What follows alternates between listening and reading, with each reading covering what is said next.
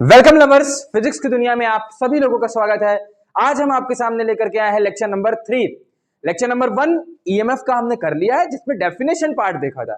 Lecture number 2 भी कर लिया है जिसमें हमने लॉन्ग सोलेनोइड के बारे में 100 प्रेरकत्व निकालना सीखा था। आज हम लेक्चर नंबर 3 की बात करेंगे। इस लेक्चर नंबर 3 में हम किसी भी सर्कुलर कॉइल यानी किसी भी एक कुंडली में कितना हमारे पास 100 प्रेरकत्व आता है उसे निकालने की कोशिश करेंगे। तो चलिए स्टार्ट करते हैं। हमारे पास दिया हुआ है एक सर्कुलर कॉइल, इसमें जो जो चीजें हैं वो लिख लेते हैं। तो सपोज लेट अस कंसीडर लिख लो, आप सपोज मत लिखो। माना कि लेट अस कंसीडर कीजिए the radius of circular coil R having turns, जिसमें कितने टर्न्स दिए हुए हैं बच्चों? n टर्न्स दिए हुए हैं। एंड करंट जो फ्लो हो रही है, करंट I इज फ्लोइंग।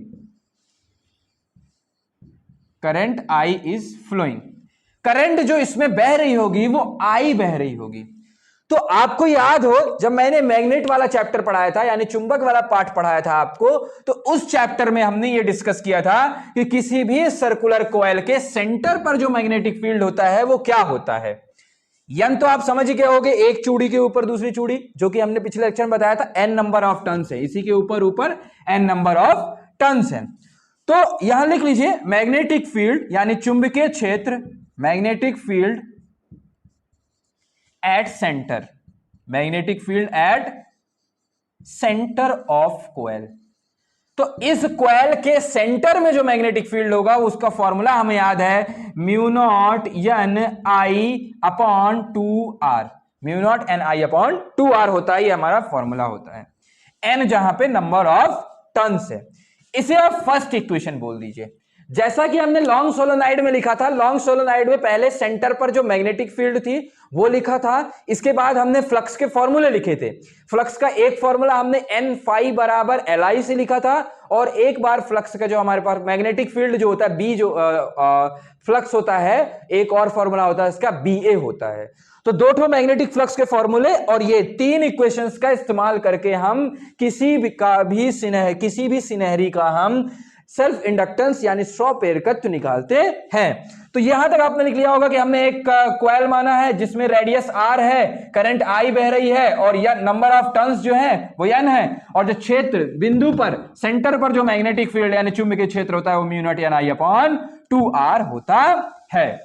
अब आप जानते हो इस चीज को, आप जानते हो, मेरे हिसाब से जानते हो, सभी लोग जानते हो कि जो मैग्नेटिक फ्लक्स होता है, मैग्नेटिक फ्लक्स यानी कि हमारे पास चुंबकीय क्षेत्र से जो फ्लक्स होता है वो कितना होता है। तो जो मैग्नेटिक फ्लक्स होता है हमारे पास वो कितना होता है बच्चों? Magnetic flux is equals to LI के बराबर, flux is equals to BA होता है, सॉरी BA, इसे हमने पढ़ा था। ये हमारे पास सेकेंड इक्वेशन बन गई। और जो यहां पे हमारे पास जो फ्लक्स का फॉर्मूला है, अकॉर्डिंग टू लिख दीजिए, according to self induction, self 100 प्रेरकत्व के द्वारा जो हमारे पास फॉर्मूला आता है वो क्या आया था? n फाई बराबर LI के आया था, यानी यहां से फाई बराबर LI बाय n आया था। ये थर्ड इक्वेशन हो गई। अब आपको तीन इक्वेशंस मिल गई हैं, आपको L की वैल्यू निकालनी है। तो आप कैसे निकालेंगे? देखिए आपको करना क्या होगा, आप क्या कीजिए कि जो सेकंड नंबर वाली इक्वेशन है और थर्ड वाली इक्वेशन है दोनों को इक्वेट कर दीजिए। तो यहां लिख सकते हैं आप by equating second and third. तो आप जब इक्वेट करेंगे तो आपके पास आएगा BA बराबर LI बाय n। आपको यहां से निकालना क्या है? L की वैल्यू निकालना है। तो यहां आप BA into n by I is equal to L आ गया। अब फर्स्ट इक्वेशन के अनुसार B की जो वैल्यू थी वो थी mu not an I upon 2r। तो यहां पे B की जगह ये रख दिया, और A की जगह एरिया, N की जगह N, और I की जगह I बराबर L। अब तुम लोग ये बताओ, एरिया की वैल्यू बताओ, एरिया कितनी होगी? तो ये हमारे पास रेडियस यदि r है तो जो इसका क्षेत्रफल होगा दोस्तों, कितना होगा क्षेत्रफल? क्षेत्रफल जो होगा वो पाई r स्क्वायर होगा, यहां पाई r स्क्वायर रख दो। N/I। ये हमारे पास L आ गया। अब इसको इरेज कर देता हूं, थोड़ा सा इधर जगह नहीं है मेरे पास, थोड़ा जगह कम है, बोर्ड थोड़ा छोटा है, इसलिए आप मिटाना पड़ेगा। तो ये L आ गया।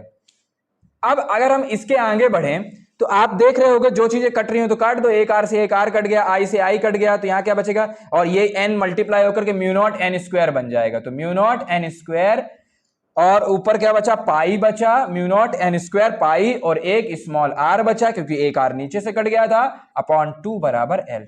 देख लो सही लिखा हूं ना, I से I कैंसिल, एक r से r कैंसिल, और यहां 2 तो लिखा हुआ है। ये हमारे पास सेल्फ इंडक्शन की वैल्यू आ गई, जिसमें किसकी वैल्यू आई है हमारे पास, L की वैल्यू आ गई है। किसमें, प्लेन सर्कुलर कॉइल में। तो आपको पेपर में यहीं तक करना होगा, आप चाहे तो इसको आगे थोड़ा सा बढ़ा सकते हैं, इसको म्यू आर से मल्टीप्लाई कर देंगे जब आप, तो आप इसे म्यू आर से मल्टीप्लाई कर दिए, जैसा कि हमने लॉन्ग सोलोनाइड में किया था, इसे म्यू आर से मल्टीप्लाई किया था, तो ये हमारे पास इन दोनों का प्रोडक्ट जो होता है वो म्यू बन जाता है। म्यू मतलब होता है कि किस मीडियम को आपने इस्तेमाल किया है, उसका सेल्फ मतलब उसका परमिएबिलिटी, ठीक है ना। तो करना क्या था आपको, जब कभी भी आपको किसी का भी L निकालना हो तो आप पहले उसके सेंटर पर मैग्नेटिक फील्ड यानी चुंबकीय क्षेत्र निकाल लो। दूसरा फॉर्मूला आप क्या यूज करो, फ्लक्स का, flux is equal to LI वाला यूज करो, N phi is equal to LI, और एक फ्लक्स इज इक्वल टू होता है हमारे पास BA। 3 इक्वेशन मिल जाएंगी, 2 इक्वेशन को इक्वेट करना और B की वैल्यू पहले वाले इक्वेशन से पुट करना, आपको आंसर मिल जाएगा।